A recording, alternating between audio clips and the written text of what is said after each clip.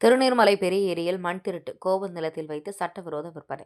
சென்னை அடுத்த தாம்பரம் மாநகராட்சிக்குட்பட்ட திருநீர்மலை பெரிய ஏரி பகுதியில் இருந்து மண்ணை திருடி அருகில் உள்ள புத்துக்கோவில் வளாகம் பகுதியில் குவித்து சட்டவிரோதமாக விற்பனை செய்து வருவதாக குற்றச்சாட்டு எழுந்தது. இந்த மண் குவிப்பு நடைபெறும் இடம் ரங்கநாத பெருமாள் கோவிலுடைய நிலம் என்பதால் சம்பவம் மேலும் பரபரப்பை ஏற்படுத்தியது.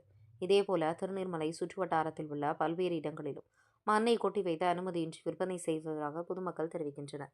ஏரியிலிருந்து மண் அகற்றப்படுவதால் நீர்நிலையின் பாதுகாப்பு, நிலத்தடி நீர்மட்டம் பாதிக்கப்படும் அபாயம் இருப்பதாக சுற்றுச்சூழல் ஆர்வலர்கள் எச்சரிக்கை விடுத்தனர்.